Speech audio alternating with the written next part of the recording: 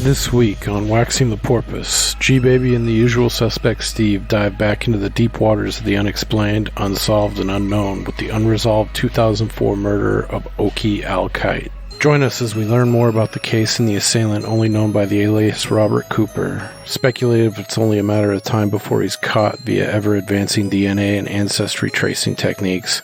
And we'll also add to the growing legend of Steve's dad, who may or may not be a real-life counterpart to the Taken-era Liam Neesons. What about Liam Neesons and some Darkman, though? Let's wax this unidentified porpoise.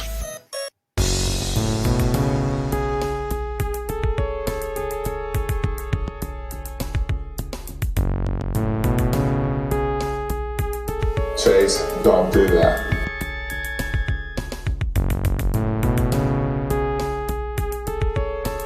See, we working on his brow chakra.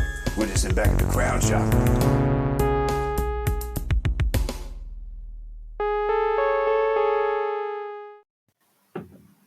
Ah, man, that tastes good. Was that a high life? The champagne of beers, believe it. The countdown was going, so I couldn't quite see it, but it looked like a Miller. Oh, yeah. High life. Dude, it's a great beer, in my opinion. It's easy drinking. To me, it's like tasty. Like I could suck one down like I'm drinking a fucking Pepsi and be happy about it. But I was walking through Walmart, 6-pack of Tall Boys, $5.47. Damn. Get out of town. It's like you have to. What's it? Is the Tall Boy 19 ounces? 16. I don't know if this is a true Tall Boy. I think it is. Still, yeah. So okay, so that's a pint for $1. Less than $1. A proper pint. Yeah. An imperial pint. Fucking assholes.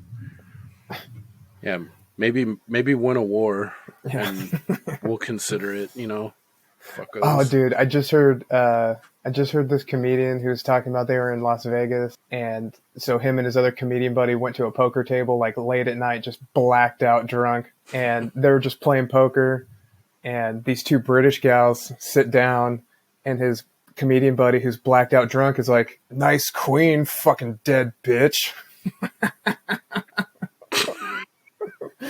Like right after the queen died. So funny. I don't know, that just hit me deep.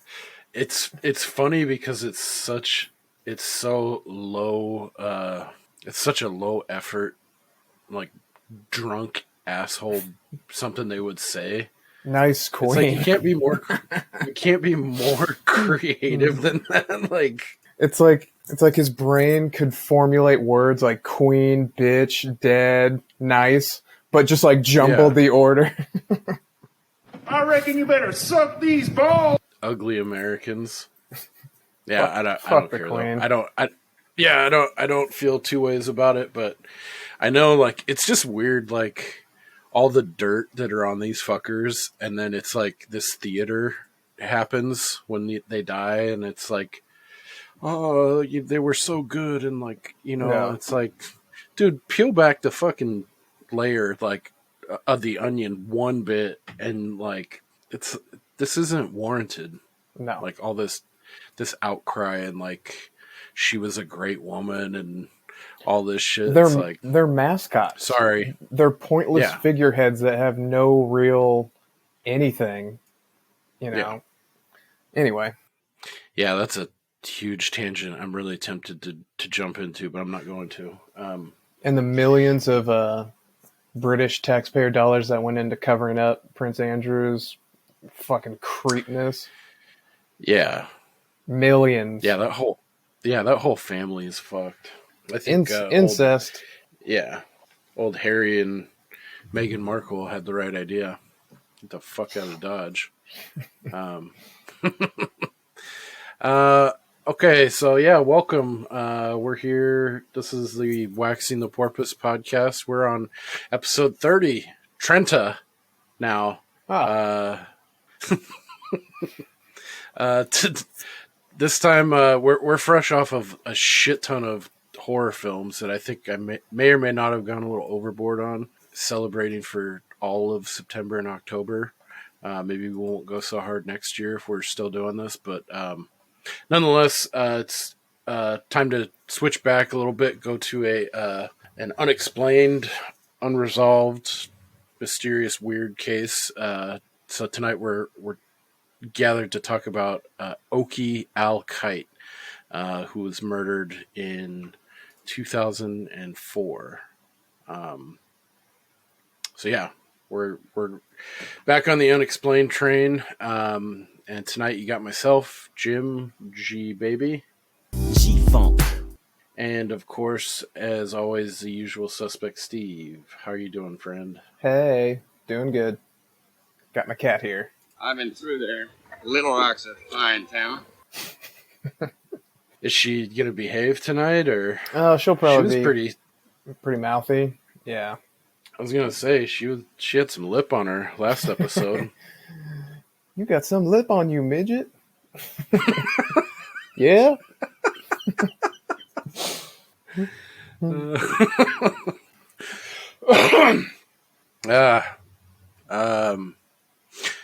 This is a really stoner question, but have you ever known anybody when they sneeze, they make the biggest production in the fucking entire world about it? Yeah. I've known a few fake sneezers. That's what I call them. One of our old coworkers would he would intentionally sneeze at probably 1,000 decibels just for no reason at all. Who is this? I'll tell you later. And then I had an old roommate whose girlfriend had a really annoying fake, like she would try to be really cute about her sneeze, but it was so obviously fake that it was annoying. Get out of here with your fucking fake sneeze. Yeah. My stepdad used to have it would bring the house down, but he always did this weird thing at the end of the sneeze. Like he'd be like, it'd be this big thing, and he'd be like, he'd have to do this thing with his hands. It was There's a recoil, like a whip, yeah, a reverberation. Yeah. That's so dumb. Okay, so we're talking. Well, let's just get right into this thing. Yeah, pretty interesting. So I did. Yeah, this one's fucked up in kind of a few different ways and pretty shocking. But I was able to determine that it is indeed Oakey. I don't know why I had it in my head that his name was Oakley, but dude, and it's spelled Oakey. It's not like they're making fun of him like he's an Okie from the Okie from Muskogee. Must be like a family. It is because he's a junior, and every time I read it as Oakley also, and then I had a couple links just saved, and then I opened a new tab to just manually type in because I wanted to see if there was any other good pictures, and I typed in Oakley, and then it came up do you mean Oakey? And I'm like, Google, you're fucking dumb. And then I looked back at my other thing oh shit, I've been reading that wrong the entire time. So I guess we'll just go with Al. Yeah, totally. Yeah, this is I tend to I don't know. I'm of two minds about true crime. You spin your wheels talking about the exploitation and talking about it and yada yada yada. It's we're not making any money off of this, and it's interesting. But I could also understand, people like the morbid fascination of someone dying. So I tend to unexplained shit and disappearances and things like that a little bit more. But and true crime, it's once you get into it, I feel you can start hitting the same beats. A lot of cases have the same. It gets redundant, but I felt like something about this case was interesting enough and just really weird, mainly centered on whoever the fuck this guy is that murdered Al Kite here. But I guess on how I feel about true crime in general, specific to murders. I think what's interesting to me about it is, well, I think some people get into it just for the same reason they like scary movies. They like to just be scared, and what I enjoy more about true crime stuff, or it's more the investigation part of it, how do they find who these people are, and the puzzle process of putting clues together and the creative ways of finding information. It's not just like brutality porn, people that just watch it just for the gross factor, the Dahmer stuff where cut their head open and poured boiling water in there. Isn't that crazy? It's well, yeah, it's crazy and it's sick and it's unusual because it's such a small percentage of society that is afflicted with stuff like that. But for me, the more interesting thing is solving the problem, when that, the East Area Rapist investigation happened using that like genetic genealogy. That stuff is super interesting, how they're able to track down using a cousin from like 8 generations prior, you know. So that part of it's always more interesting to me than just like, oh my God, can you believe he cut this chick's head off? Like, well, yeah. Yeah, fair. Yeah, that's actually, I didn't think about it like that. I tend to like be right on the nose about things, but yeah, that is a good point, because that shit is super fucking interesting. Like the mechanics of like, okay, this happened, but then there's people that have to figure it out and deal with it. Like they have to pick up the pieces, and so that is, I think that is with merit too, you know, like that's interesting to like gravitate towards too and want to like know more about without, you know, exploiting or like making it like, you know, the true crime brutality porn that some people go for, you know. Yeah, I have a fun little trivia question for you that I didn't know for sure, and so I looked it up in relation to this story, and so I'm wondering what your thoughts are. So Shoot. these are, I think they're FBI crime stats for the last 55 or 60 years. So, you know, obviously it's a large sample size. And it has changed over the years, but just to give general numbers, what percentage do you think of homicides go unsolved in the United States?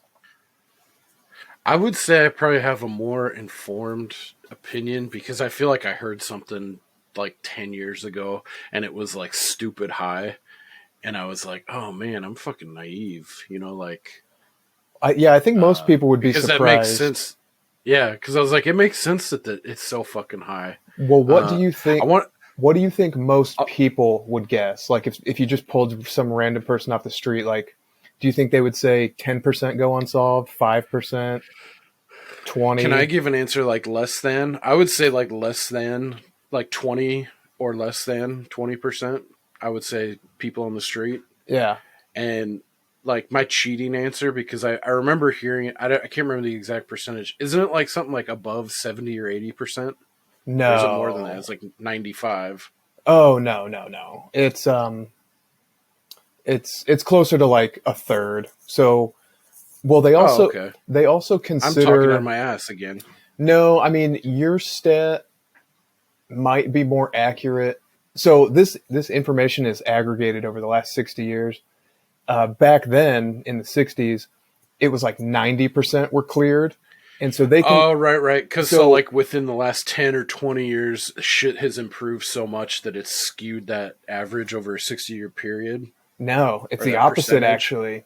It's sort of counterintuitive. Like the clearance rate, which before anybody read pens, it's not just cases that are solved, but it's ones where like we know who it is, but he's already dead. So it's not like these aren't like convictions. These are, gotcha. They count numbers to like, oh yeah, we know who it is, but we can't really do anything about it. So the clearance rate has been going down and down. And I read some cunty article by some douche who doesn't know anything, but who just had like a really bad attitude about it. But some of the interesting stuff was back in the 60s. Did somebody order a bitch? Yeah, exactly. But like back in the 60s, you know, they could just kind of fudge the numbers a little bit. Like, yeah, we know who did this, you know, and it wasn't exactly, you would think that with all the new technology, it would have settled a lot of this stuff. And I think as we go further and further with the genetic genealogy and everybody's fucking doorbell as a camera, it is going to get easier and easier. But yeah, there's like an interesting dip in the clearance rate. And this guy had a bunch of really stupid ideas as to why. But it's kind of like when the NFL instituted, you know, replay or example like that. Well, it's like, oh, well, this should remove all ambiguity, you know? And it's like, well, not really, because there's still a lot of interpretation that goes into it. So something that you think is like, this is going to solve all problems. And it's like, well, not exactly. Right. But yeah, I just thought that was an interesting stat. That is crazy. But I mean, if you think about it, in that time frame, there's been roughly 950,000 homicides. It means there's 300,000 unsolved. Like, that's so many. Yeah. And I think this is a good example of one that could very easily remain unsolved. Yeah. There are a few little things in here that give me hope that it can be solved because they have some nuggets. But Yeah, there's some interesting ones I'm looking forward to getting into. But do you wanna start us off, like land just a little bit of the foundation, and we can get digging into some more philosophical Sure. musings on this? Yeah. One little preview I'll give you is I know we talked about my old man last week and the just fucking facing he gave me when eating pumpkin seeds, but he used to be in law enforcement. Not and just pumpkin seeds, but pumpkin And the- goop. oh Dude, I my was God. cutting pumpkins yesterday with the family, and I thought about that the whole fucking Oh time. my It's like, God. should I just be a man right now and try this in front and just see what they do? Just- and I was like, no, I'm not eating this slime. just alpha the shit out of your kid and make him want to throw up. When You- my son gets older, I will have to. I feel like it's like it's something I just have to do. But that is such a fucking dope move. Yeah. Anyway, Especially, I don't want to bag on your dad right now, but he's the type of person, like, in my he'll find mind's you. eye, I'm picturing like Charles Grodin in Beethoven. Like, he's a guy that wears like a button-up shirt and slacks and like one of those sweater vests over the button-up shirt on weekends, like when he's not doing anything, just hanging out. that's what he would want you to True think. or Well- false? Well, he used to be a cop and he used to be in the Secret Service, so he was kind of more like Liam Neeson in Taken. I would not fuck with him ever. And he used to say, because we would talk about like murders and stuff like that, and he was like, most of the reason people get caught in most crimes, but like murder specifically, is the cover up. It's not the crime, it's the cover up. And he's like, if you want to get away with killing somebody, kill a stranger and then don't tell anybody about it. There's no, like, it makes it very, very difficult to find a connection if it's a stranger to you and you don't brag about it. Most people cannot help but brag about whatever crime it is they're doing. And I mean, you see stuff like that on social media too, where they're like, this fucking dipshit was bragging about the shooting he was involved with, and that cops found him. But Yeah. yeah, it would be so That's funny pretty to see my dad slide down a rope behind you and just like cut your throat and then slide back up.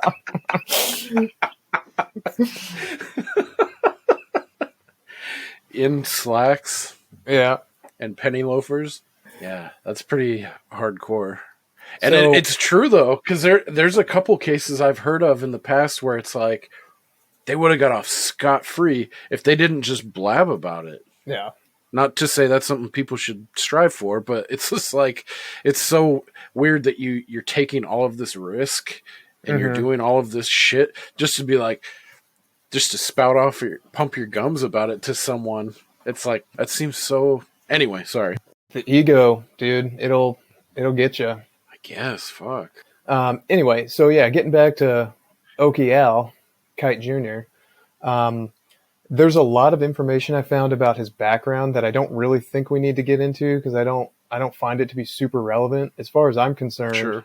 This story starts with he lives in a home that's too big for him, so he has a basement unit that's renovated to be an apartment, and he had a longtime tenant, or two tenants, I think, living there. They move out in May of 2004, and so he puts out an ad in the newspaper looking for a new tenant, and that single domino sets into motion a pretty fucking bizarre chain of events that doesn't make a lot of sense, but I don't know. I've got like two main big questions about this story that we can get to as it comes up, but I'm curious what your thoughts are and if you keyed in on these things too. So so he puts an ad out in May 2004. It appears to be May 19th, 2004.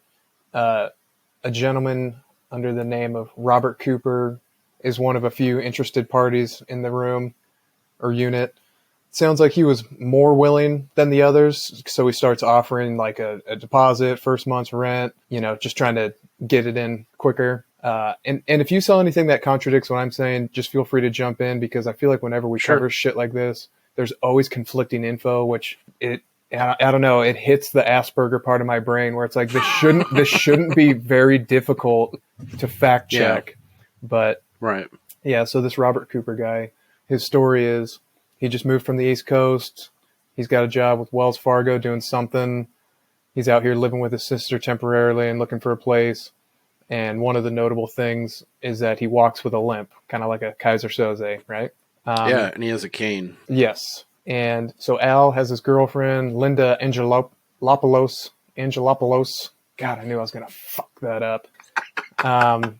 And she says after the fact that this Robert Cooper gentleman seemed to go out of his way to sort of hide his face or, avert his gaze whenever she was around, which is weird. I don't know if you've ever been around somebody who like intentionally just shifty. Yeah, it's very weird, and it's very obvious when somebody's doing it because, it's pretty natural to be like, hi, how are you? Or at least give you one of these, like the eyebrow raise, half smile. Yeah. I mean, we talked about it during the card counting episode, but one of the big tells for when the casino's paying attention to you or suspicious of you, if they're on the phone looking at you and you look over, they do the most non-sly, like look away as their whole body is looking towards you. But then when you make eye contact with them, after a split second, they kind of just look down. It's like, wow, that's really unusual and certainly a tell for what's... Or you get one of those hero fuckers on the phone and he's just like fucking snake eyes, like... Oh, dude. Watching you. Yeah, some scumbag who looks like he was kicked out of the mob on the second day for being too much of a wild card. So, yeah. So this is where one of my questions comes in, because I saw a few things reported that they're kind of just reporting as a foregone conclusion that I don't know if I necessarily buy. So let me ask you this. I saw a bunch of reports that said, yeah, a lot of other local people reported this Robert Cooper fellow was also interested in their rentals, and, he acted weird and just kind of gave him a weird vibe. And there was varying descriptions of his accent, of his height, of his age, his nationality, all of this crazy shit, right? I'm sure you read that too. Mm-hmm. The thing that bugs me is in none of those reports does it say he went by the name Robert Cooper. It just says, oh, other local yokels reported a similar description, and then they go on to list the things that aren't similar at all. So, and then later, when we learn about his phone, his burner phone, they said that they were able to link his burner phone to several like rental applications in the area. But that makes me think it's not linked to any of these dipshits who came forward. Otherwise, they would say, local dipshit has rental application from guy with same phone number. Those are two completely separate things, which, I mean, I feel like they're putting a lot of things on the scale of, oh yeah, this is the same guy, but look how weird his appearance is and he's changing it. I don't even think that's the same guy. This is Metro Denver. It's a huge fucking area. So when the news comes out and they're like, new renter is suspected of murder, all of these people who had anybody somewhat strange come out like, yeah, I saw it. Anyway, that's kind of why Okay. I think too that goes back to kind of like percentages, and like you guys got to weed out or lop off like a percentage, especially to like the Zodiac case or these high profile cases, even low profile. You're gonna have some kind of percentage of just wackos that have picked up on the story and been like, I want to be a part of this, and I'm gonna report. So yeah, I'm sure that's probably. Or it's just people that are mistaken. Maybe they did have, somebody, they're also renting a room and they had someone come that doesn't match the description. Like 99% chance probably wasn't this Robert Cooper killer guy. And it was just someone else. And they're just globbing it on to that. Yeah. So, yeah, I would agree. I bet a good chunk of that is just that. People want attention or just conflating it with a completely different fucking person. And it makes me wonder, why not follow up and dig deeper on the rental applications that actually had his phone number? Maybe none of those people ever met him in person. It was just on an application, but that seems like... Yeah, it would seem easy. Like if those are just like not this killer, then you would be able to weed those out and like definitively take those off your list. But granted too, we don't really have like whoever was investigating this playbook and what they actually did in the case. So yeah, I guess that's part of it too, but that's like a hallway of unanswered questions that can be frustrating. And I have another one that we can get to later. And that one bugs me even more. So a week later, less than a week later, our old friend Al is found in the basement of his home dead. Not only is he dead, he's hogtied, beaten. He appears to have been tortured and stabbed, 20-something times? I don't know how many of 22 those. is the figure that I saw. Yeah, I'd be curious to know what the fatal injury was, because if he is being tortured, you could stab somebody a bunch of times in non-vital areas and not kill him. But Right. if it was like a cumulative effect, like he finally just bled out, or after all of these stabbings, if they just cut his jugular or whatever. So Right. I wonder if I dug deeper, if I could have found his autopsy. But this strikes me as one of those cases where there's a lot of information they're holding back, so that if they finally do have a suspect, there's probably a lot of details that they're not releasing. Well, if they're smart, that would be the key for an unknown killer. I would hope that they're holding something back. But who knows? I did see one report kind of way out of right field, and I put it in a separate area. Let's see. Hang on. Oh, just to be clear too, we didn't talk about the area we're talking about. I know you said this is Metro sorry. Denver, but yeah, this is in the state of Colorado, and we're looking at 2004 is the time frame, and it's in specifically a suburb in the outskirts of Denver called Aurora, Colorado, where I believe University of Colorado is stationed there. Go Buffaloes. Or thereabouts. That might be a different Colorado university. Okay. Yeah, Aurora was where the Batman movie theater shooting was, I think. Oh yeah, shit. So they we'll get into some of the evidence later, but one report I saw separately said that the killer is believed to be associated with the Turkish Hezbollah due to a similarity in foot flogging technique. I don't know if you saw that. Yeah. I heard something about that, and I think that's kind of a stretch. So it is. Because foot flogging that is a just very specific thing to do to someone, but I think tying it to fucking Hezbollah directly is dumb. Yeah, pretty bold. So they noted there was a wound to the back of his head, which they seem to think, he was obviously hit from behind.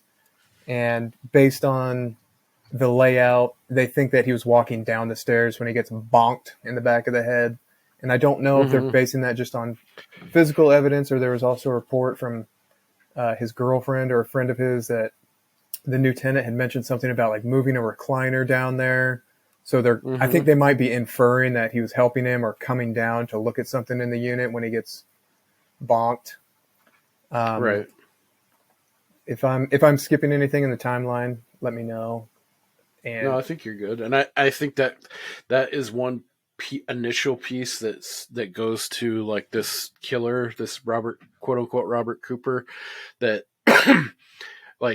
adds to his meticulous attention to detail and covering all of his bases. I mean, he's already got the act with the limp and walking with a cane, so you're automatically, you're kind of I would let my guard down on someone like that for sure. Not after reading about this shit, but and then setting it up to where, oh, I need your help with a chair. It's you've completely made this person even more vulnerable without the element of surprise.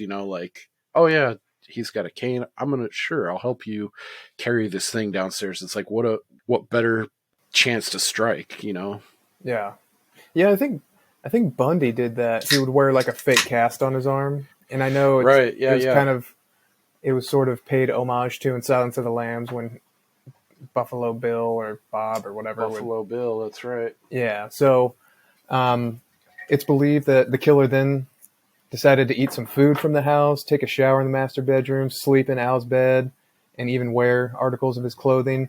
I didn't see exactly why they believe that so clearly. I can only assume that they were able to find DNA of him in the bed and in the clothing.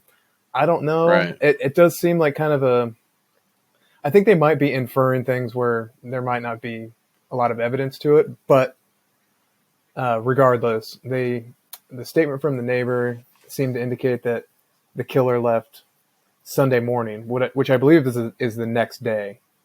And they believe he cleaned the house. Spent the night. Yeah, and the house appeared pretty clean, so they're assuming he cleaned the home. They didn't find a lot of fingerprints, and there had been bleach poured down the drain and in the kitchen sink. But his Al Kite's own knives. Yeah, but they were able to find a DNA profile of the suspect from what I saw. So that's got to be the biggest piece of evidence they have, and right. So then, as far as things taken from the house, his wallet, his cell phone, his vehicle.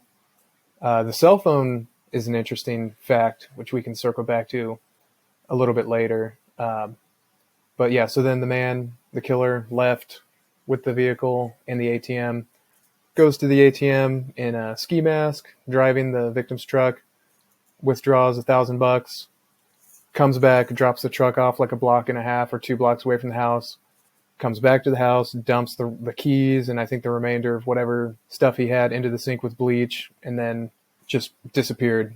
Right. So, anything you want to chime in on at this point?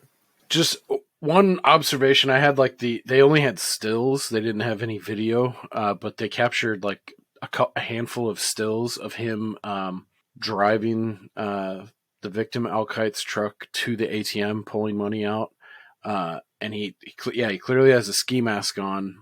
I didn't notice any gloves, which I think right off the bat I was like, how is this guy not leaving any DNA? Is it like a Gattaca situation, like where he's fucking shaving every square inch of hair off his body and like waxing it, and like he's just like washing his hands every 30 minutes with fucking like alcohol or bleach or something? But in those still photos in the ATM, I don't know if I'm attributing this, but like one of them in particular, it looks so creepy. It looks like he's like looking right at the camera. Like, I know there's a camera right here and I want to like look eyeball to fucking eyeball right at you. Like, I'm doing this. Like, I don't know if I'm just lending that like idea of this killer that he's doing that, but the stills are creepy. It's like you're driving around with a ski mask on. Yeah. And you're going and pulling out $1,000, and it's like, it seems like money is probably of no consequence to this guy.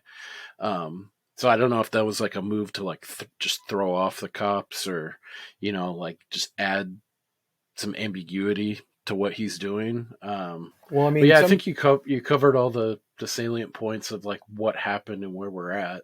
I think it's interesting next, I think, to talk about like motive and, you know, the things around what make this so weird. And yeah, I mean, it's interesting. I hadn't picked up on him looking into the camera or anything, but I mean, you see that sometimes with other like high profile serial killers and stuff. The hubris level comes in, you know, like they think they're invincible, and especially if they've done it before, which right. I tend to think this wasn't this guy's first rodeo. When I first read it, I thought maybe it was what they were calling like a practice killing, because on first reading, I was like, this guy's going around using the same name and the same phone number to different rental applications, looking like a weirdo. But then I kind of, you know, picked that apart, and he doesn't come across quite as bumbling as I originally had thought. One of the first points that jumped out to me about like, okay, damn, this guy's like really putting a lot of thought and like meticulous about this. Like,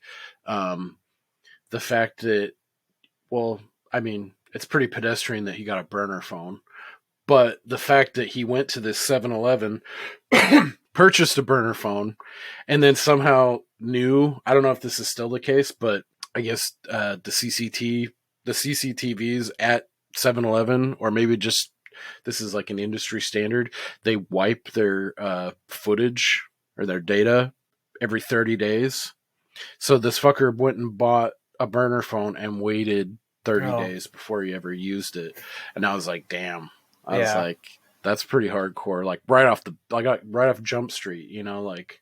Yeah, that makes me think of two things. One, that might be a vestige of the past where now, you know, cloud storage and digital stuff But it also could be the same thing why there wasn't as much DNA found back then, because 2004 doesn't seem like that long ago. But as far as DNA technology, I think that was before. I mean, they obviously could still do it, but it's advanced so much now that they can take what was previously an unusable sample and basically just like photocopy it to create a full profile and then use that. So that could be part of it as well. A funny Well, I thing. mean, fuck, if you think about 2004, it's like that's when like DVDs basically were hitting their stride and like had just come out. They had just phased out VHS tapes like a year, two or 3 years before that. So like as a reference point of where technology's at least, you know, that's a good point. Like about the cloud and stuff. Yeah, probably this stuff wouldn't fly now. But yeah, like 2004, you're thinking about like, you know, hard copies of like tapes and, you know, so.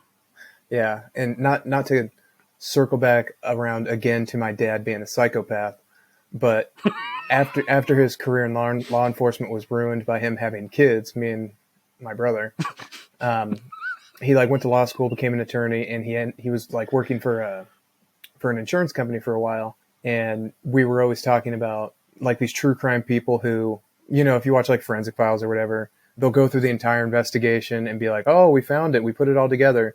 And then just sometimes as a footnote, they'll put in the end like, oh yeah. And also, 2 days before his wife died, the husband had taken out $1 million life insurance policy on her. It's like, okay, well, that's a huge piece of information that you're kind of leaving out of the show because it makes it that much more obvious. And so I would ask him about it. Like, why are people so dumb? Like what gets triggered if, you know, somebody had recently updated their policy or whatever. And I can't remember what exactly he said, but he's like, just wait 2 years. If you wait 2 years, they're not going to look at it as being suspicious. You know, I'm like, okay, 2 years. Good to know. Damn. Yeah, he's basically saying if you up your insurance policy 2 years prior, they're not going to look at it as being suspicious. I'm like, okay. Damn. Let me get my notepad. Yeah. It's like that's all it takes. It's just like that formality of just this time elapsed. Yeah. Okay, so where did we leave off?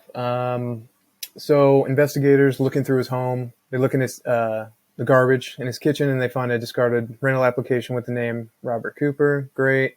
The address, which was supposed to be the sister he was living with, it wasn't an actual residential address. It was a building at the University of Colorado Medical School, which we find that's interesting. Yeah, which we find out is the same general area where the burner phone was purchased. So in a story with not a lot of threads being connected, that's kind of one and maybe the one and only. So let's see. Yeah, police organized a trace of the phone as well as Al Kite's phone, and they could see them both traveling in the same path, I guess you could say, at least for a time, because then they tracked them both down, and they were separate. They had both been picked up by transients, apparently, and it sounds like where the person left the two phones, was in an area where it was pretty likely that they would get picked up and taken by the local unhoused population. So Right, yeah, like a homeless guy had used it like a bunch of times. So that adds also again to like the meticulous nature of not just like the killing itself, but like all the surrounding things to like cover his tracks. That makes it even more disturbing and freaky that someone would put this much thought into it. Yeah, it's very smart. It reminds me of, there was a Mennonite woman who got murdered a few years ago, and well, she was abducted and then murdered later, but they were able to track her phone from, I think, like northern New Mexico to Arizona over like a pretty substantial distance. And I'd never heard of this before, but they were like, okay, well, let's download all the cell tower info from along that path and see if any other cell phone followed that same pattern during that same time frame. And they're like, oh yeah, there's one. It's just this random dude, and yeah, he killed her. It's like, Jesus, that's fucking nuts. Yeah, that's crazy. Like they never would have caught this guy, except his phone just happened to be going along the same path at the same exact time. And yeah. I don't know if this is a good point to throw this in. I feel like it is about the college professor who. Yeah, that's one of the people who said that somebody who matched his description perfectly had applied at her place, but she described him differently and having a Romanian accent, and she was really kind of uppity about, yes, I know a Romanian accent. I kind of put her in the bucket of maybe a misidentification, but who knows? Attention Possibly. seeking. I mean, she could be. She could even have the best intentions, but she could just be incorrect. Well, what makes me give at first, like when I heard that portion of it, I was like all in on her. I was like, oh shit, yeah, that's interesting. I wasn't as jaded as I feel like now looking at it, but doesn't that also kind of align with the one drop of blood that they end up finding later, and that he was of Eastern European descent? That they were able to, like, of his DNA, they were able to map from what to. I saw, they considered it Balkan, which I don't know. Was it Balkan? Yeah, it was. I remember that specifically. Yeah, and so I don't know. I don't know if Romania is included in that. I want to say it is. I honestly don't know exactly, but I feel like if he would have called himself Robert Cooper, or if they linked his burner phone to that application, I feel like it would have been more clearly lined out. Because as far as I can tell, this woman just had a strange applicant around the same time that sort of loosely fit the description, which if anybody cares to look up his description, the ATM picture, or even the subsequent genetic phenotype digitally created picture of him based on his DNA, he's pretty generic looking dude. Yeah, he does look like just a generic white bread man, like mid-40s or whatever it is. Like, yeah, it's not helpful. But I've heard some other accounts of that lady, the college professor. I don't know if she was in linguistics or international studies. She had supposedly she had an ear for this kind of thing, and she picked up on. She said, "Yeah, I had a hint. I picked up a hint of Romanian accent from this guy who she was also trying to rent a room out, and supposedly she says she thinks it's this guy as well. But she also said too, like, that she picked up like a weird vibe, like immediately, like when he came in to check out the unit or the room that she was offering. She said she was quoted as saying, "I just wanted him out," like immediately. Like there was something. I mean, that's kind of getting into your woo-woo territory of stuff. We know this guy was basically scouting rental properties all over town, right? So yeah, it certainly stands to reason that this could be him, but I just don't have enough evidence to that. But yeah, I mean, it's very, very possible. Even just looking at his phone record, he's contacting people all over town. Yeah, I mean, there were all people that it was in the newspaper, all who had been offering rooms, the same as Oakey Al Kite. Just looking for a soft target, probably. Point of order, quick about and all the accounts I saw too of, like, he was such a nice dude. This Al Kite, he was like super nice, super nice, super nice. Everyone's friend in the world, so he would have been. I don't know. I've known super nice fucking people that, like, you don't want to fuck with them. Like, they're super hardcore, and they, like, that's just kind of that's what they give you. But I mean, it seemed like this guy was probably just like, super nice and didn't think about, didn't think that this would be possible, or that something crazy like this could happen. Wasn't on guard inside.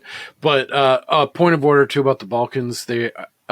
Romania is included in the characterization of the Balkans, along with Bulgaria, Croatia, Kosovo, like 5 other countries. So just to clarify that, it is considered Balkan.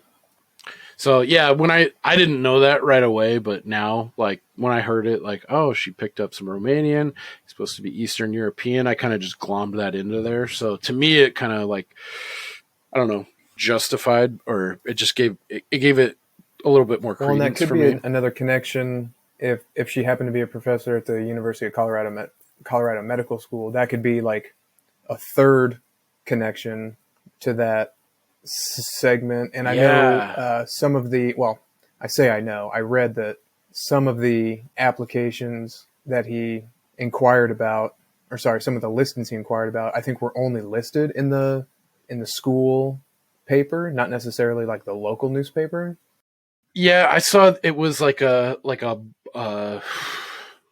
discussion board or like a, like place your ad here kind of thing at the school, and it was specifically in like the medical science wing where they had this cork board, where people are looking for a dog sitter or fucking furniture or whatever. It was someone looking for a room. That was one of the things that intrigued me too. Like that seemed, this is something that should be keyed in on, like why this specific region. And I've seen a couple of the things too, people talking about, like that library that wing is centered around, and where these people supposedly put up, rooms for rent ads, is not like, it's public. You can go anywhere, but it's not like a place that the public normally goes, and it's like kind of out of the way, tucked inside the campus. So it would be, you wouldn't just come across it and like, oh, it's the University of Colorado or wherever the fuck, University of Denver Public Library or library. Let's go check it out. You would have to know about it, or you would have to have searched for it specifically, which that kind of angle of it, it's like anything with more specificity or uniqueness or something like that would be something that, like, on an investigator mind, I would want to, okay, let's dig deeper there, like around that facet of it. But yeah, then the whole, what we were talking about earlier about the medical school that I made a note about that I fucking forgot in 20 minutes. Well, something about the that. Address, it tied back to that. The like, address he gave that he was supposedly staying at. Right. Yeah. That, like, maybe there's a connection there. Like going back to Kaiser Soze and Usual Suspect, he's sitting in that room and he's just picking apart. Maybe it's just what was in front of him and what was front of mind. Like, oh, I'll just give this fake address on my rental applications for the place I just was, looking for a place to rent. So I think this guy is pretty prolific, and I think that's why he picked the target he did after scouting quite a bit. I mean, because say what you will about our poor victim, he was gettable, right? So I think this guy was able to mark him as a good target, but he might not know anything about the area, because if he is like a traveling serial killer, he's going to want to keep moving. And so the only road he might know in town would be, because a lot of colleges are in the middle of town. I mean, not always, right? But if he only knows like Centennial Avenue, 1500 Centennial, because that's like the main drag through town, or whatever the address is, it could be the only street in town he knew of. But yeah, that's fair.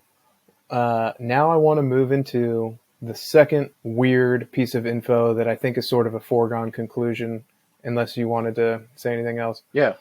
So they believe that robbery was not a motive. And the reason they think so is because they only took $1,000 from his ATM. But what is a bee in my bonnet is I also read reports that his credit cards have been used substantially after his supposed time of death, right? But his ATM card had only been used once, the night of his murder, to withdraw $1,000. So what doesn't jive with me is, if you're going to use somebody's credit card, you're not going to be able to do that wearing a ski mask, right? So if you're going to be using somebody's credit card substantially, you would think that there would be a lot of surveillance footage of this person, even if they just used it once or twice. So, and I saw the word substantially a couple of different places, so that makes me think more than once or twice. Right. So but at the same time, it could also not be motivated by robbery, because you've got the ATM card, you've got the PIN number. It doesn't seem like it would be very difficult to just take out whatever the limit is for that day, $1,000, and then do the same thing the next day. Unless he thought for some reason he only had like a short window of time before maybe they flag the account, and as soon as he puts in the PIN number, they're onto him immediately. Because I don't think this guy's stupid at all. So I think he used the ATM card to get as much as he could that day, and I'd be really curious to see what the investigators have as far as the credit card information, like where he used it and when, and if there was any information about that. Yeah. I'm sure that's more information they're holding back for the sake of the investigation. But I mean, on one hand, robbery might not have been the main motivator, but I think it's certainly something that was taken advantage of to at least get enough money to move on to the next place. Yeah, to me, my mind is just like, yeah, it's just a means to an end, like that, because all of the thought and everything that's put into the murder, and it seems like that's this guy's main entree. Everything else is just a means to an end. But that is interesting. You bring up a good point, and I hadn't seen that. Like, yeah, substantial. I think more than once or twice, and yeah, maybe they're holding some stuff back, but that seems like pretty easy pickings to like hone in on where the credit card was used. And then even if they don't have, video, you can maybe make a trend on like what kinds of shit he was buying. And then obviously you can go to those places and, question the workers that were working there, maybe work up a better physical description of the guy. So yeah, that seems like a misstep, or at least like a curious, like unknown, like why isn't there more information on that front? If he used the credit card even just 3 or 4 times, they consider that substantial. I mean, that's 3 or 4 opportunities, Right. Yeah, and from what I was reading, they also think that, or they don't think that the torture of Al was done to obtain any information like his PIN number. Like, I don't know how you make that leap. I mean, the guy was fucking tortured for a while. So, and obviously he eventually gave up the info. So I don't know what. Yeah. I mean, again, I think that's like a 2 birds with 1 stone thing. Like, this guy clearly wants to torture someone. That's not a means to an end. But he's killing 2 birds with 1 stone because he's already torturing someone. If there's information that he's trying to get out of him, which I'm sure is the PIN code, maybe in Al Kite's specific situation, it was probably easier just knowing his temperament. He was a nicer guy.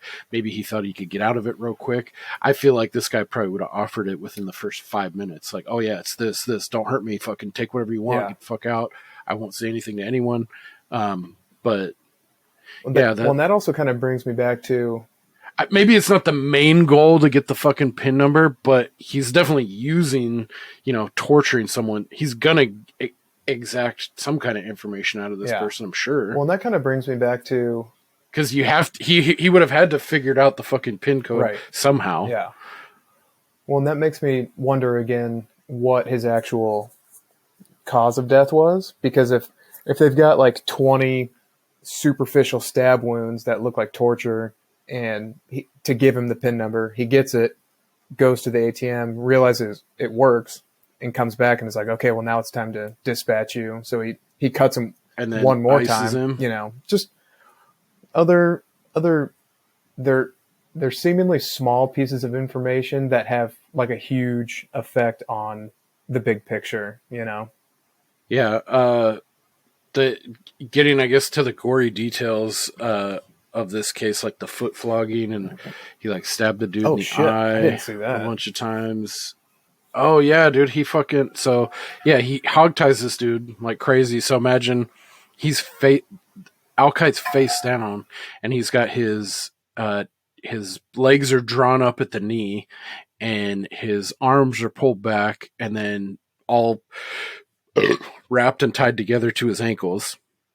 So you're basically face down flat. You got your shit tucked up in the back, and he whipped or beat the fuck out of the bottom of his feet, the falaka shit, until they were like black and bruised. And then he stabbed the dude in the eyeball like 10 or 15 times. And what was the other one? I think it was like the neck. Yeah, something like that. Oh my God. Yeah, he definitely, it was really distinct areas where he focused most of the actual killing. And like hearing about all that, like my first reaction was like, I think this was just like a cumulative effect, because it was over like a super long period of time. Like they estimated like 10 or 15 hours or something like that he was engaged in the torture. That part is what, like, I mean, obviously it jumps to the forefront, like how he was killed and everything. But like going back to like Al Kite, like I wrote this down, how he said he was like gettable, and he was like a nice guy just going through life, just trying to rent a room. It made me think. I was driving earlier to like Lowe's to go grab something, and I was thinking about this case, and it's like it's so easy to get how you get wrapped up in just like regular day-to-day bullshit, like I gotta go get trash bags, and there's this and I'm doing that, and like everything's like very mundane. Like you live in the suburbs like I do, like everything's like super mundane, and you don't think anything's ever gonna happen to you, like that age-old story, like nothing's gonna happen to me, nothing. And then like there's cases like this, and you hear about, you try to like shelter yourself against the world, but there's all this fucked up shit going on outside in the background. It's almost like cognitive dissonance as a like more than like a security blanket, but like a survival tactic. It's like, because if you focus on these kinds of things too much, and you like think about, that could happen to me, it's like, you could get hit by a bus tomorrow, like this could happen. In order to function in normal everyday life, you have to tune, to some degree at least, you have to tune all that shit out and quiet it down. But then when these egregiously like crazy, meticulous, sick fucking bastard shit happens, it's really hard for me to like reconcile those two worlds, like how good people can be and like how mundane and like enjoyable your life can be. And then there's this guy fucking getting tortured, super nice dude, never thinks anything's going to happen to him.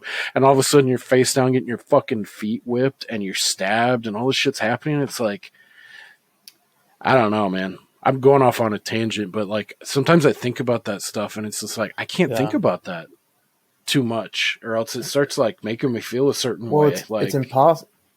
Like I kind of, to some degree, I understand some people that fucking stay in their house and they don't do anything, and like shut out everything, because you can't trust anyone at the end of the fucking day. Well, it's like an impossible calibration you have to do, because, I mean, think of the person who goes through life thinking nothing bad is ever going to happen to anybody ever. It's like you live in, pie in the sky, Candyland, you're detached from reality.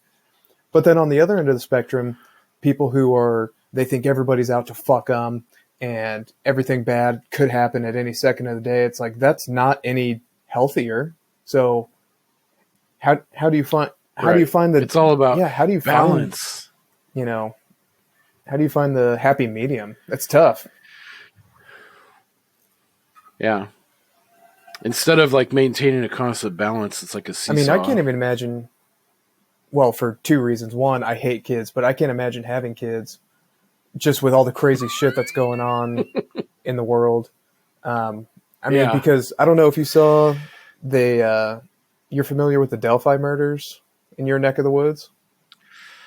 I've heard the name, but I don't know any of the specifics. Okay, so the Delphi murders. Delphi is a city in Indiana. I don't know how far it is from you, but to the Google cave. It's these two young like teenage gals who they were just like out walking around and they got murdered, and this was probably 5 years ago, but they finally made an arrest yesterday.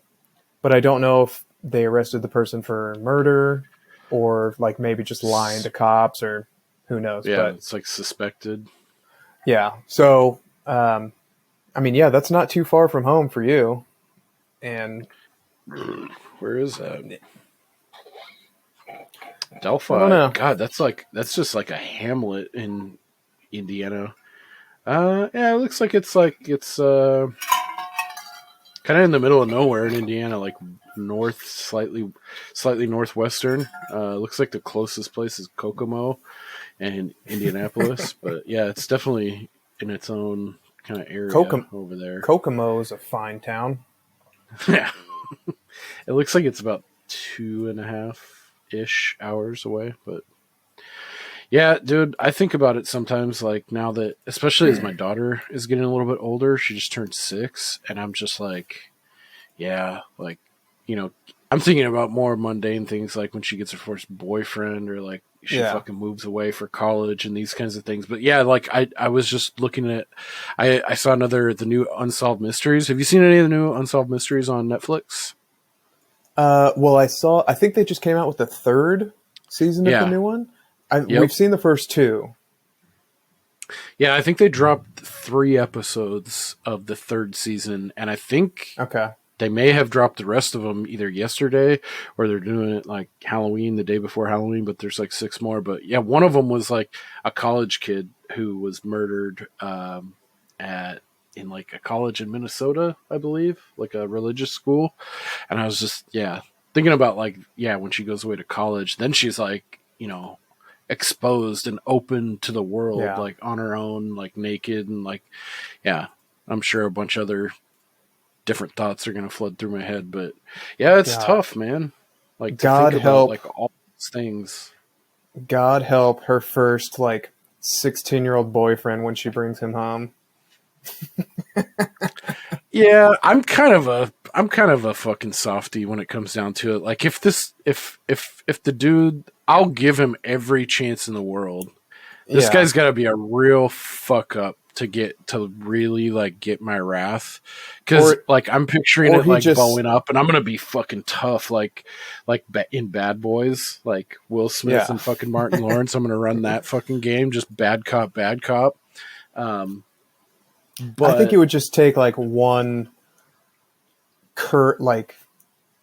one kind of shitty word from him to her in front of you, where you're gonna have to dad voice him like hey. Yeah, exactly. Yeah, but if the kid's got an ounce of a sense of humor, things will be fine. Because I know the game. I'm a dude. I know how we think. So yeah, that should make you even more concerned. It does. Oh, don't get me started. Yeah, at the end of I love having a daughter, but one of the main reasons I was like, if I have a boy, there's so much less that I have to worry about. Yeah. Anyway, huge tangent. Maybe she'll be gay. Let's just keep our fingers crossed. Yeah, that's not without its faults either. There's plenty of fucking lesbos that beat on each other too. So, is lesbos not a word you can use anymore? I might have to edit this out. Is that considered derogatory? Like in the like the climate we're in? Lesbian. You're asking the wrong guy. Yeah, I know. Fuck.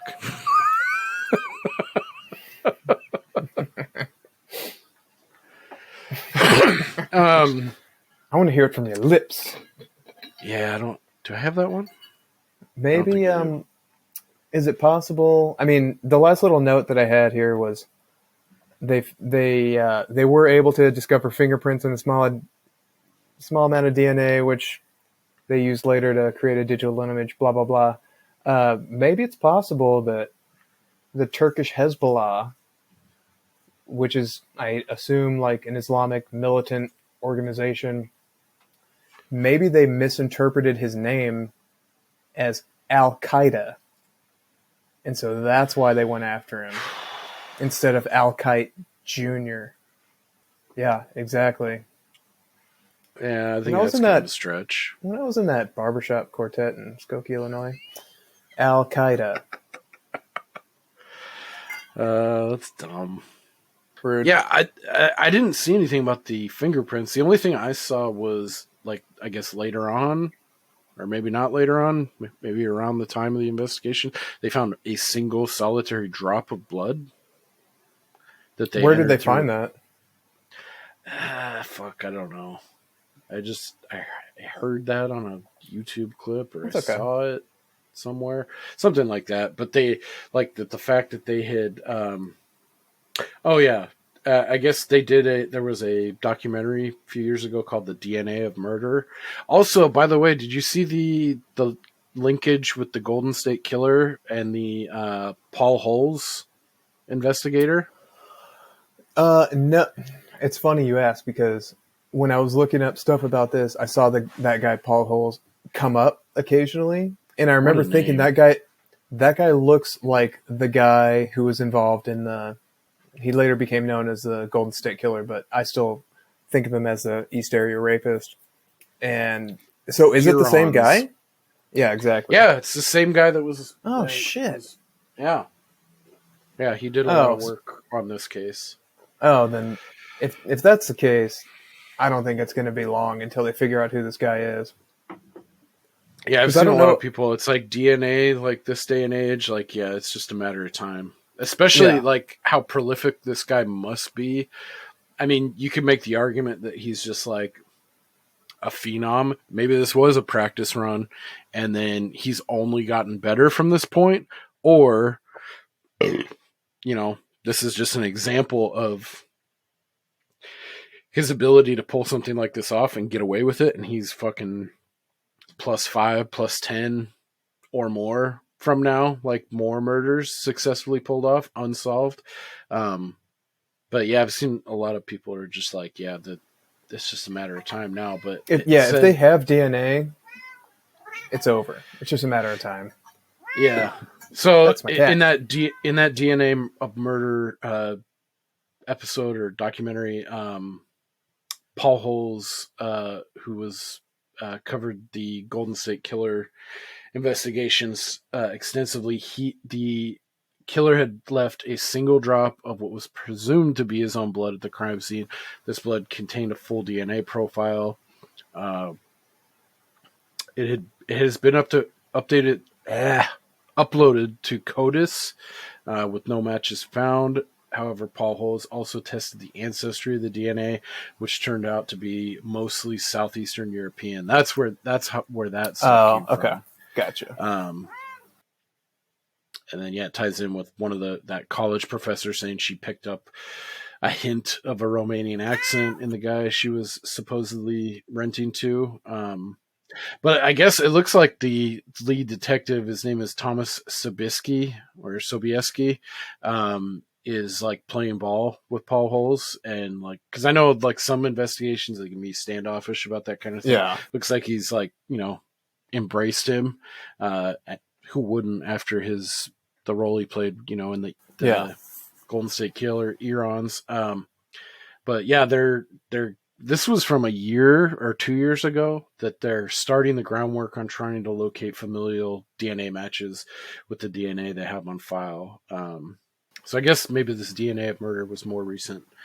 Maybe I'll post a link of that in the show notes. But yeah, that's how they got with the Southeastern European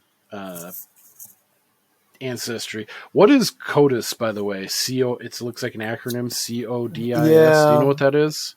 Like a major database of like fucking blood and like some kind of database they have for people. Yeah, I looked it up because I couldn't remember, but it's the acronym for the Combined DNA Index System. Ah, gotcha. So it's a federal database instead of having a bunch of individual ones. But that would have been nice in the Zodiac shit.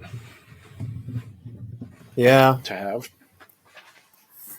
Yeah, that's a whole other bag of cats.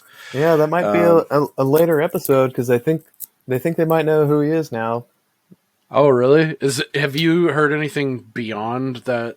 I remember it was probably a year ago now. You were like, "Hey, did you see that shit on the 340 cipher for Zodiac?" Is there anything beyond that that's come out recently, or that you know of? Just a couple months ago, they came out and said that they think they identified him, probably through the same means, but who knows? Shit, yeah, that'd be interesting to circle back on for sure. Okay. I mean, I guess to wrap things up with Al Kite, I mean, he was horribly tortured and murdered, and the guy got away, and it's still unresolved. Is where we're sitting, and he's probably a trucker, which is a scary thought. Could be. Shit, why not? I feel like most of these serial killers they identify 30 years later are truckers because they're just transient by nature, and it's tough to really nail them down. But we may have mentioned this before, but I cannot even imagine the stress of, like, imagine you killed somebody 30 years ago, Mm-hmm. and DNA stuff is coming out, and it's like every day you're just waiting for the knock at your door. The other shoe to drop. Actually, well, maybe a normal brain. Like, the way I think about it, these people must be able to just completely turn that off. Yeah, that's true. Or maybe that's their cross to bear. They just do the shit and then they fucking spin out on it, and then they just got to move on to the next one to, like, erase that and just keep that fucking vicious cycle going. Or maybe that, you know, like pure psychopath, like fucking sociopaths, they're just able to completely turn that fucking off. Or mixed in with like the ego and hubris, like I'm never gonna get caught, and like, Yeah. until they get to that point. I've seen other ones too, you know, where like killers are just like they've given up and they want to get caught, and they make things so blatantly like, you know, they've gotten to that point, but who knows? It seems like that comes later in their career. Right. Like the thrill of killing isn't enough to keep them going, so they have to sort of look for that thrill in other ways by like taunting the police or giving them clues or whatever it is. But then again, there's guys like BTK who they kill for a few years and then they just retire for 20 or 30 years, and they only were able to coax him out of hiding by like taunting him, you know? But imagine if he just stayed quiet forever, that never would have found him ever. Yeah, I mean, it goes back to that statistic, you know, like that means then roughly 300,000 people that were murdered. It's never solved. It's like, that's a shitload of kills, man. You know, like that's like a shitload of people that got away scot-free. And it's always going to be like that. There's always going to be a percentage of people that just fucking go missing and or killed. And I don't think missing people are included in that. No, I think that's just homicides. Like clearly like delineated and like identified as a homicide. Yeah, so that's even more sobering, because that would have to shoot that up at least by double, you would think. Oh yeah. Like people that are just missing and it hasn't even been determined because there's no body or no nothing. Or even like a possible suicide that could be a homicide, they just call undetermined. Like, well, that doesn't count, you know? Yeah, or like, you know, you take someone and you dump them off into a place where there's a lot of wildlife, and it like they just get chewed up and erase all your evidence, and it's like, oh yeah, this poor fuck just got, you know, eaten by a mountain lion, or, you know, it just adds to that pile. But yeah, that's nuts, crazy. Don't kill people, folks. That's the message of today. Don't do that. But if you do, don't tell anybody. Yeah, I don't want to go too morbid, but I've thought about, like, I've had like really gross thoughts of like killing someone before. Like if you, like, one of your family members was killed, you know, like having that kind of like, it's I guess it's form of porn, like revenge porn, but like it always amps up when I see, like, you know, people in a courtroom and that dude going flying and fucking like knocks out or like trying to strangle the killer who killed his like 6-year-old daughter or whatever. Yeah. Like I think about, like, if I was in that situation, I would absolutely fucking kill someone, and I think I could get away with it. Like, it just, there's so many things that people do wrong, I feel like, that it's just like, I don't know. Or fuck it, maybe I just go down in a blaze of glory. But like out in front, just kill someone right in the fucking like the middle of the street. But yeah, it seems like, you know, like the world's so big, and even with all the technology we have at our fingertips, it is scary to think that, you know, like if someone put their mind to it, they could just take you out and no one would ever know. And I mean, it's backed up by that data too, which is fucking freaky. Super freaky. And I'm gonna have to like turn that part of my brain off before I go to sleep. But oh, quick question: have you ever seen, kind of on this theme? Have you ever seen on Netflix Mindhunter? No, but I'm familiar with is it Rustler, the like really famous FBI agent?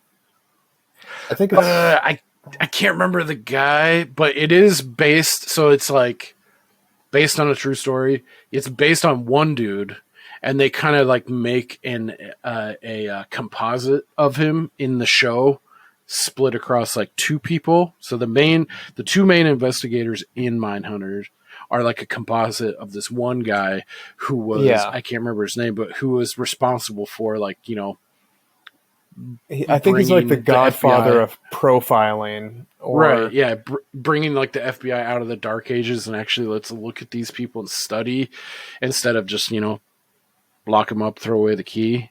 Yeah. It's really good. I've never watched really interesting. it. I've heard good things though.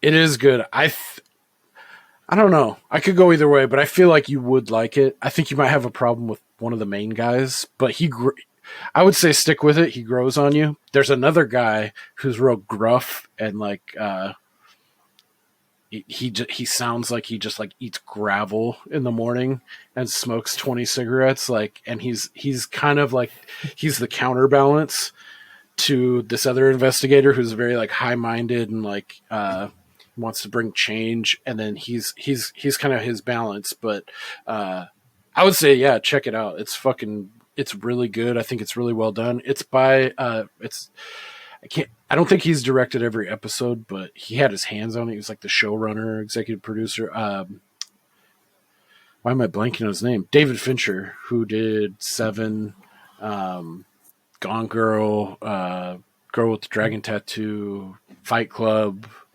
It's really well done, and I feel like. What does showrunner mean exactly? I hear that. I don't know. Thank you for being honest. Yeah, I really don't know what fucking showrunner means, but when I hear it, I think hear of that someone term. who's. Yeah, I feel like it's someone who's like in between an executive producer, because I know like just producer credits can just get handed off like a fucking like merit badge, like a participation trophy. But I think when you're an executive producer, I think it's between like a midpoint or maybe an overseer of the executive producer and the direct. That was inadvertent, but like the midpoint of like an executive producer and a director, you know, like he's not in charge of like the day to day and like the nuts and bolts of directing the episode. And he's kind of like an executive producer, but he has like a main vision or overarching understanding, like the 30,000 foot view of where he wants to go with all the things, he or she. So yeah, I don't know. That's one thing I should look into, but I don't know what you're talking about, but I just have a feeling you're wrong. I could be. Maybe it's just a euphemism for executive producer. I think of it like, have you ever heard of, you know, like movies that come out? It's like I think Quentin Tarantino and like Robert Rodriguez have been used in this capacity, like Quentin Tarantino's yada yada yada, or from the mind of whoever, but they're not the director, or maybe they're not a producer, but they put their kind of like rubber stamp on the thing to give it a little bit more cachet, like, oh, this is featured by Quentin Tarantino or featured by fill in the blank, you know, like. Yeah. But in this capacity, I know David Fincher was like intimately involved with, you know, Mindhunter, and maybe he did. I'm sure he directed a few episodes, but it's really good. And I think you'd like it. It goes into like the inception of like profiling serial killers. And even like, I think that moniker, that term serial killing, was coined by this guy who the show is based on a composite of. But yeah, they kind of go, they have like an overarching like theme that's going on, but then it's like, it's also kind of like X-Files, like Monster of the Week. Like every episode is like, or every 2 or 3 episodes is a different serial killer that they're really honed in on and tracking. And then they kind of do flashbacks where they bounce back and they'll go to like Ed Kemper or Jerry Brodus. Even they interview Charles Manson in one episode, kind of like a Silence of the Lambs, Hannibal Lecter kind of deal, where they'll go and they're working on a current case of some unknown serial killer, and they'll try to get the input from locked up serial killers, trying to get into the mind, and they're recording them and trying to build profiles on all these different people. There's one where they go in and they interview David Berkowitz, and whoever the fuck they got to play David Berkowitz fucking looks like him exactly. Like, that's a really good episode too, specifically. But yeah, check it out. It's a great show. That I think there's only 2 seasons. But yeah, it's super engrossing, really good. And it kind of plays into this kind of thing. So, sounds good. Yeah, I think that'll do it with Al Kite here. Do you have any final thoughts or anything that you forgot about that you wanted to touch on before we? No, the only thing I would say is, I know there were a couple, like, I wouldn't even say conspiracy theories, but there were a couple unsubstantiated connections with other people who were killed in quote unquote similar fashion, or like a different serial killer who was found to be in the area, but he looks nothing like him. But yeah, I didn't give much credence to that. So, do you have any names? Yeah, I think his name was Israel Keys. Oh yeah. Yeah, he looks nothing like the DNA profile or the ATM picture, in my opinion. But yeah, I think they maybe just, whoever glommed onto this, probably maybe the fact that like Israel Keys was so prolific and he was very meticulous. Like, he had these like infamous kill bags that he would station all across the. Are you familiar with the Israel Keys stuff at all? I only read a little bit in preparation for this, but yeah, he's a pretty big heavy hitter that has been covered a bunch that I would never want to touch on, just because, like, I put him up there with, like, you know, like Bundy, Manson, like those, like, marquee, I guess, kind of names in the true crime world. Yeah, like he had like kill bags. Like, he would go like bury like a kit, and he got away with it for a long time. And he was one of those cases that he got like to the end and he become like disillusioned with it maybe, and started getting sloppy, or like wanted to get caught, because by all accounts, like that one, like he could have, if he would have kept with his early career, quote unquote, you know, he could have kept getting away with it. So, which is a scary thought too. He could have been the best. Fuck. I wish I had that bump. And you blew it. You're the best around. All right. So that'll do it for Oakey Al Kite. Rest in peace. I did see an interesting correlation that I thought you might hit on, where he used to work for an engineering firm, and another one of his old coworkers was murdered in a similar kind of way, but I didn't think the connection was that strong. But if the listeners are interested, so one of Al Kite's former, wow, yeah. No, I didn't see that. That's kind of creepy.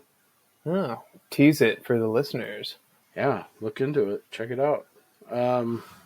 I think we should give one more plug to our friends over at Ghoulish University. I saw our episode just came out yesterday. Oh, yeah. Yeah, good reminder. Go for it. I just did. Oh, okay. Yeah, Ghoulish University. Check them out anywhere you get podcasts. They just dropped today. I saw that too. I haven't listened to it yet. But yeah, that was a whole... I wonder how long it took Logan to fucking edit that hoe. I know. I felt so bad for her, because when it came out, it was like 3 hours, 20 minutes. But I felt like we were on there for... I'm pretty sure it was like 4... I think we were at the 4 hour, 15-minute mark. Yeah. Which, I guess, it isn't too bad. Sorry to her for all the All the shit that I said that she had to edit out, I'm sure. What about I do sorry feel- to Brandon? You told him to fuck off like 30 times. You don't even know anything about him. No, I stand by that, but I just feel bad. I feel bad for Logan if she had to edit out a lot of shit that I said.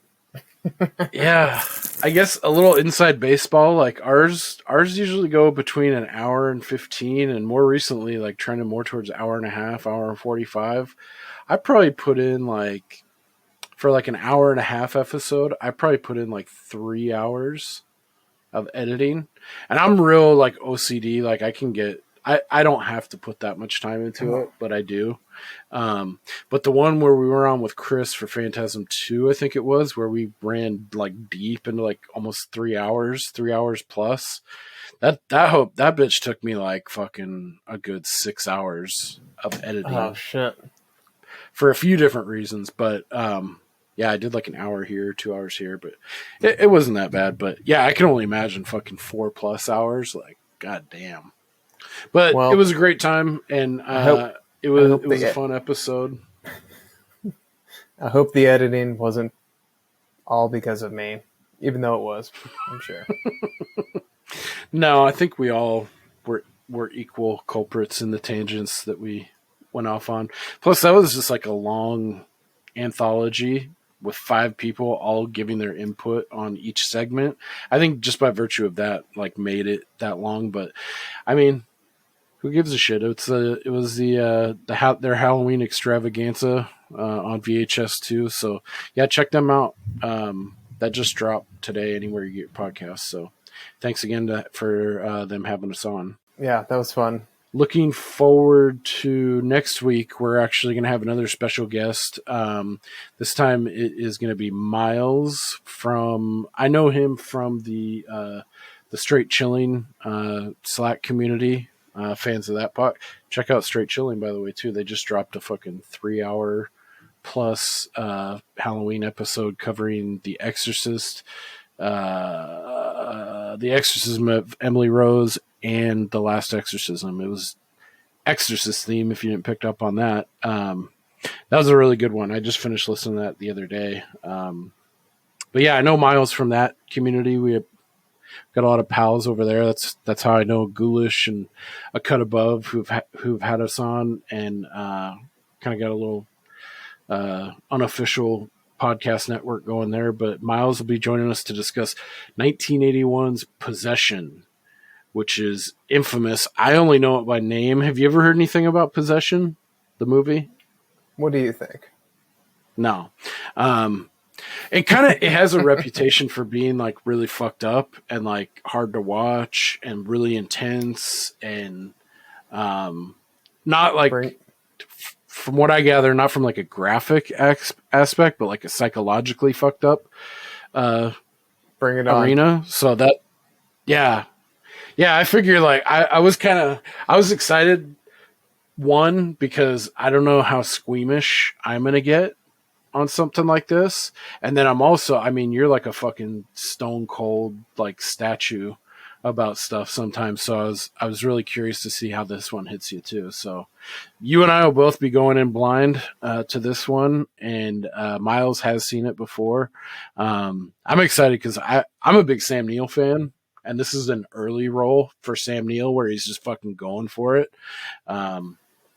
And I'm really blowing it right now by not knowing who directed it, but I think he's some foreign dude that has a reputation. So I'm kind of showing my stripes here right now saying that. But anyway, check out Possession. I know it's really hard to find online, but if you can find a physical copy, or if you just do some slight Googling, That's my cat. and key in on like archive.org, you may or may not be able to find it. But yeah, I'm excited to talk about that one. So Possession from 1981 starring Sam Neill, we'll talk about next week. If you got any notes for us or want to give us a shout, you can reach our email, wax@waxingtheporpoise.com. We're also on Instagram is Waxing the Porpoise, and at Waxing the Porp is our Twitter. Shit, too. I also wanted to give a quick shout out to My Little Slice of Hell. You can find him on Instagram. My Little Slice of Hell gave us a shout out on a story. So much love. Thank you very much. Hope you enjoy the show or continue to enjoy the show. I know we kind of got we got on a pretty hardcore horror kick there again for the Halloween season, so we'll be getting away from that a little bit. Although next week we're talking Possession, which is kind of a one-off. But yeah, we'll be getting it back into like action and anything under the sun, really, film-wise. So, and then obviously sprinkling in a little bit more of the unexplained true crime stuff, and I'm actually excited. The next couple months we'll have some special guests on and some new voices that I think will add to the show and should be a good time. So yeah, I guess that'll do it. You got anything else you want to leave us with before we sign off, Steve-O? Nope, sounds good. Looking forward to it. Sweet. Well, thank you very much, gang, for listening. Keep the reviews, ratings coming in. Let us know what you think, and take care. Happy Halloween!